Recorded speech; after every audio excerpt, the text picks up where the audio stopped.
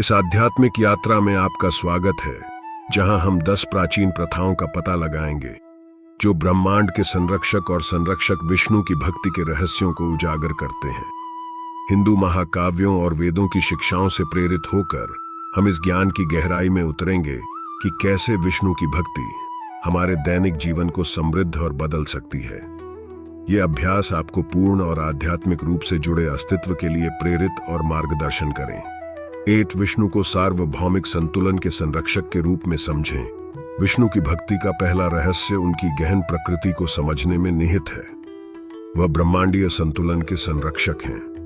विष्णु वह हैं जो ब्रह्मांड की व्यवस्था की रक्षा और संरक्षण करते हैं। इस प्रकार ब्रह्मांड में संरक्षण के सिद्धांत को मूर्त रूप देते हैं। सृजन या विनाश के प्रतीक अन्य देवताओं के विपरीत विष्णु की भूमिका सभी चीजों में सामंजस्य बनाए रखना है। उसकी उपस्थिति निरंतर बनी रहती है, भले ही वह अदृश्य लगती हो, और इस मौन स्थिरता के माध्यम से ही वह कार्य करता है। महाभारत में विष्णु धर्म और व्यवस्था के मार्ग, धर्म की रक्षा के लिए विभिन्न रूप धारण करते हैं। राम और कृष्ण जैसे अपने अवतारों के माध्यम से वह न्याय को बहाल करने के लिए हस्तक्षेप करते हैं जब इसे खतरा होता है।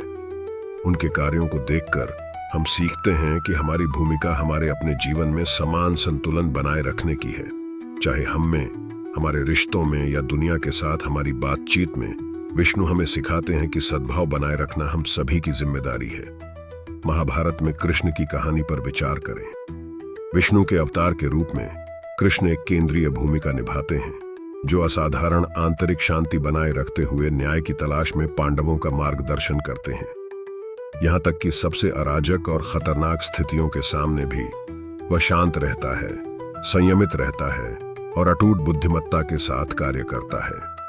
अपने उदाहरण के माध्यम से कृष्ण हमें सिखाते हैं कि सच्चा संतुलन केवल संघर्ष से बचने के बारे में नहीं है, बल्कि आंतरिक शांति बनाए रखने के बारे में है, चाहे हमारे आसपास कुछ भी हो।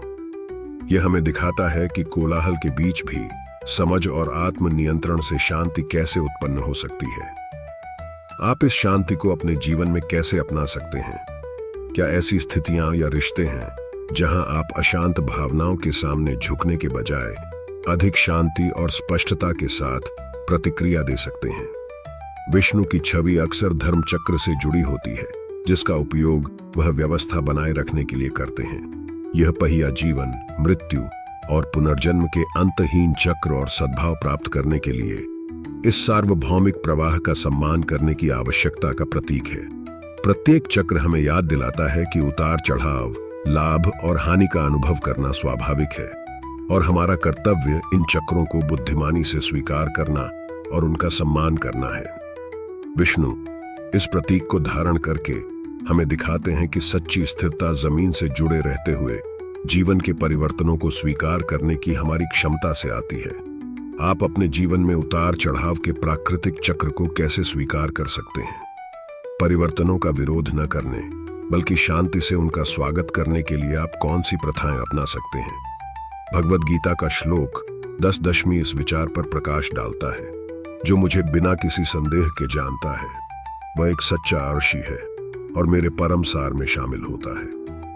यह मार्ग हमें विष्णु और उनकी शिक्षाओं में अटूट विश्वास विकसित करने के लिए प्रोत्साहित करता है। उनमें विश्वास और सद्भाव के संरक्षक के रूप में उनकी भूमिका हमें उनके सार के करीब लाती है और हमें उसी रास्ते पर चलने के लिए प्रेरित करती है। शंकाओं को दूर करके हम अपने मन को उन पीड़ाओं से मुक्त करते हैं जो हमें आंतरिक शांति से दूर रखती हैं।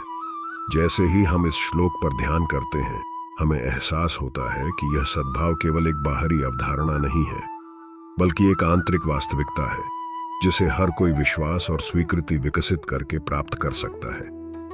यह हमें अपनी मन स्थिति का निरीक्षण करने के लिए आमंत्रित करता है।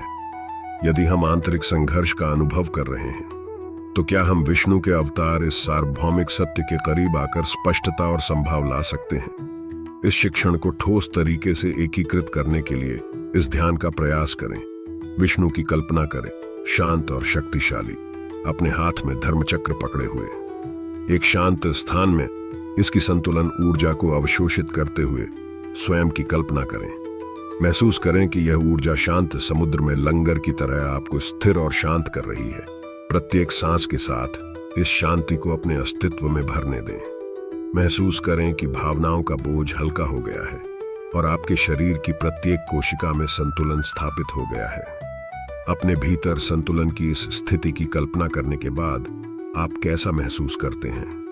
क्या इससे आपके दैनिक जीवन और आपके रिश्तों के प्रति आपकी धारणा बदल जाती है? अंत में, वास्तव में विष्णु का सम्मान करने के लिए हम अपने दैनिक कार्यों पर विचार कर सकते हैं। प्रत्येक कार्य, शब्द या विचार या तो सद्भाव में योगदान दे सकता है या इसे बिगाड़ सकता है।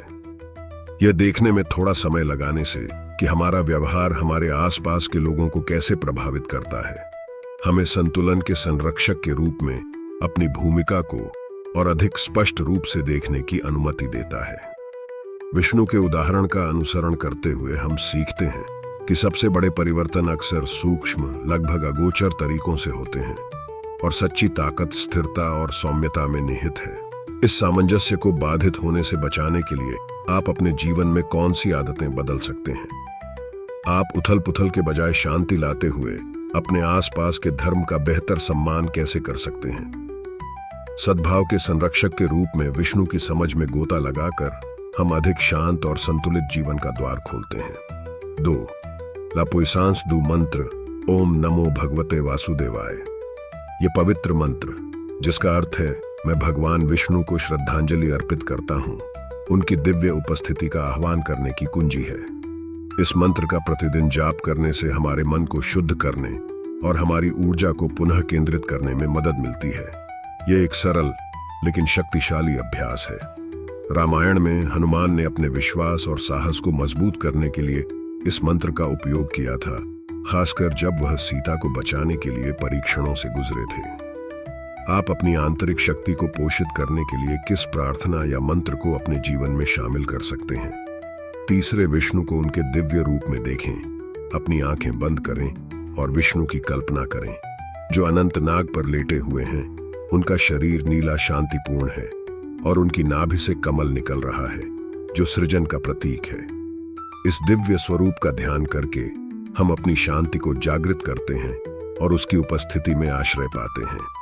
भगवद गीता का श्लोक, मैं सभी चीजों का मूल हूं, सब कुछ मुझसे ही निकलता है। गीता 10:10। शांति और सुरक्षा की छवि आपके लिए क्या दर्शाती है? कठिनाई के समय आप इस छवि का आह्वान कैसे कर सकते हैं? चौथी, भक्ति या शुद्ध भक्ति का अभ्यास करें। भक्ति निस्वार्थ प्रेम और भक्ति का मार्ग है। भागवत पुराण में कहा गया है कि भक्ति की सबसे छोटी अभिव्यक्ति भी, अगर वह हृदय से आती है, तो सबसे बड़े भौतिक प्रसाद से भी अधिक कीमती है। विष्णु को समर्पित भजन या स्तुतिगान उनके साथ जुड़ने का एक सरल लेकिन गहन तरीका है। मीराबाई की कहानी, जिन्होंने कठिनाइयों के बावजूद कृष्ण के लिए भावपूर्ण गायन किया, इस शुद्ध भक्ति का एक उदाहरण है। आपके जीवन में कौन से कार्य शुद्ध निस्वार्थ प्रेम से आते हैं? 5वें, विष्णु को समर्पित त्योहार मनाएं। जन्माष्टमी या दिवाली जैसे त्योहार सामूहिक रूप से विष्णु के साथ फिर से जुड़ने के अवसर हैं। ये क्षण गीतों, नृत्यों और आनंद से भरे होते हैं, जो हमारी आस्था और भक्ति को पुनर्जीवित करते हैं। एक साथ जश्न मनाकर हम अपने बंधनों और धर्म के प्रति अपनी प्रतिबद्धता को मजबूत करते हैं। जन्माष्टमी विष्णु के अवतार कृष्ण के जन्म का जश्न मनाती है और हमें याद दिलाती है कि अंधेरे में भी प्रकाश पैदा हो सकता है। आप त्योहारों के अलावा भी आध्यात्मिक उत्सवों को अपने दैनिक जीवन में कैसे शामिल कर सकते हैं? छठा, फूल और फल चढ़ाना। कृतज्ञता का कार्य, वेदी पर फूल, फल और धूप चढ़ाना भक्ति का एक सरल लेकिन शक्तिशाली रूप है। ये प्रसाद हमारे सबसे शुद्ध पहलुओं का प्रतीक है, जिन्हें हम विष्णु को कृतज्ञतापूर्वक अर्पित करते हैं। भागवत पुराण में कहा गया है कि विष्णु के अवतार कृष्ण ने राजाओं की तुलना में चरवाहों के साधारण प्रसाद को प्राथमिकता दी, क्योंकि वे हृदय से आते थे। हर दिन अपना आभार व्यक्त करने के लिए आप कौन से छोटे छोटे कदम उठा सकते हैं? 7वें, पवित्र ग्रंथों का अध्ययन करें। वेद और भगवद गीता, वेदों और भगवद गीता की शिक्षाओं में गहराई से उतरना विष्णु के सार में प्रवेश करना है। ये ग्रंथ धर्म, कर्म और जीवन के अर्थ के बारे में शाश्वत सत्य प्रकट करते हैं। इन रचनाओं को पढ़ना हमारा मार्गदर्शन करता है और हमारा मार्ग रोशन करता है। भगवत गीता का श्लोक, जो सच्चे ज्ञान में लीन है वह मुक्ति प्राप्त करता है। गीता 4.39। आध्यात्मिक पाठ का कौन सा अंश आपको गहराई से छूता है? आप उसकी बुद्धि को अपने जीवन में कैसे लागू कर सकते हैं? 8वीं, करुणा को अपनाएं और दूसरों की सेवा करें। विष्णु सार्वभौमिक करुणा का प्रतीक है और हम अपने दैनिक जीवन में इस गुण का अभ्यास करके उनका सम्मान कर सकते हैं। निस्वार्थ सेवा या सेवा हर प्राणी में परमात्मा को देखने का एक तरीका है। महाभारत में कृष्ण ने नम्रता और प्रेम का उदाहरण स्थापित करते हुए एक मित्र, मार्गदर्शक और शिक्षक के रूप में अर्जुन और अन्य लोगों की सेवा की। आप करुणा और देखभाल को अपने जीवन में कैसे शामिल कर सकते हैं? 9वें, अपने घर में एक पवित्र स्थान बनाएं। अपने घर में विष्णु के लिए एक छोटा मंदिर स्थापित करने से आपको प्रार्थना और ध्यान के लिए जगह मिलती है। यह स्थान नवीनीकरण का स्थान बन जाता है, जहां आप ध्यान कर सकते हैं, मंत्रों का जाप कर सकते हैं और अपने आध्यात्मिक संबंध को मजबूत कर सकते हैं। कई संतों के पास आध्यात्मिक प्रथाओं के लिए समर्पित एक कोना था, जहां वे आंतरिक शांति पाने के लिए जाते थे। आपके घर का कौन सा स्थान आध्यात्मिक अभयारण्य में बदला जा सकता है? 10वीं, विष्णु की बुद्धि को दूसरों के साथ साझा करें। भक्ति बांटने से और अधिक शक्तिशाली हो जाती है। अपने प्रियजनों के साथ प्रार्थना मंडली या भगवत गीता का पाठ आयोजित करने से आध्यात्मिक अभ्यास मजबूत होता है।